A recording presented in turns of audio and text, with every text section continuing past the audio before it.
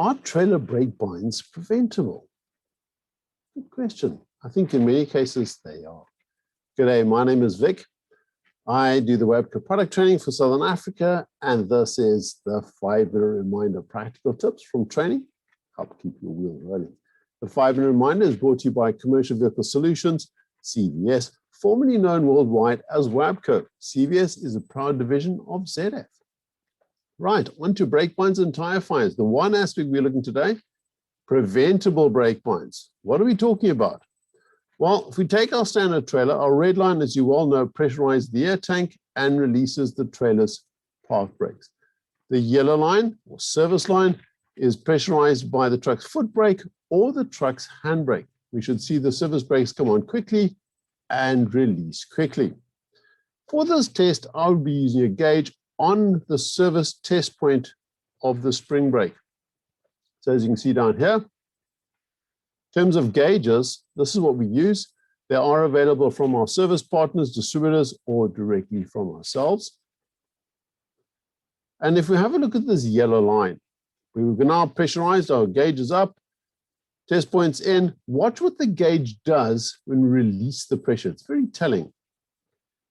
Notice how the gauge drops A slowly, and B tends to be sticky and then holds pressure. Now, I'm showing 0.8 of a bar. It could be 0.6 of a bar, 0.5. It really doesn't matter. It's not enough pressure to actually stop the rig. That's the issue. But it is enough to make sure the brake shoes still can make contact with the drum, or the brake pads still make contact with the disc, generating phenomenal heat. Our likely suspects, F and J couplings. If we look at the rear end of our truck tractor, here we have our couplings. And if we look into the female, we can immediately see the short stem shut-off valve.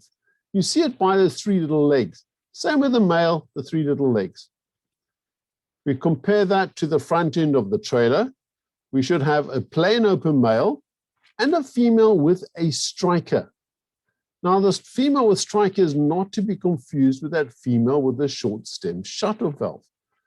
That has to be on the rear of the truck tractor or the rear of a front link. So we should not be seeing that here. So I'm doing a fleet inspection, and I find this brake bind waiting to happen. There upon the female, short stem shut-off valve. Male, long stem shut-off valve. If we compare that to the couplings on the truck, we've got both shut-off valves fighting each other, restricting the flow of air, and that's where our brake binds happen. Remember what should be fitted: plain open male and a female with a striker. How do you pick it up? Same way I did. Quick visual inspection. If I can do it, your guys can do it in half the time I can. The problem is, this happens more frequently than we care to mention, and in the best of families. I was walking around a fuel tanker, saw something exactly the same.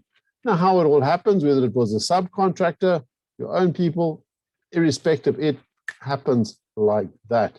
Notice the length of the coupling. That immediately is a tell.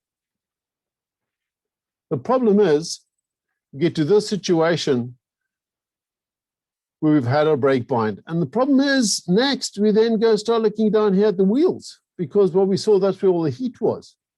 But a quick walk around the trailer, and we find shut-off valves. There's that long stem shut-off valve in the emergency line on the front end of the trailer. Was it preventable? I believe so. With a bit of correct training, I do believe so. Did you find that tip useful? What about getting some proper structured training for your team? If that was useful, imagine what we can teach them on training. We start with the very basics, and we go through to some fairly advanced stuff for trucks, for trailers, and once they have passed that successfully, we can then get them onto the logical fault finding. Our training is available online. Well, it has been since 2020. That is still the most cost-effective method and most available. It's available in the evenings and on certain Saturdays as well. But of course, it's not as personal as the in-house training. So from October 2022, our in-house is reopening again and should now be available.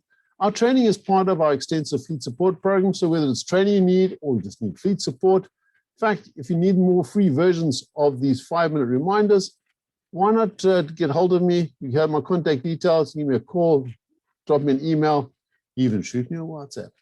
My colleagues and I look forward to hearing from you and being of assistance to you into the future. Thanks, and well, have a great day.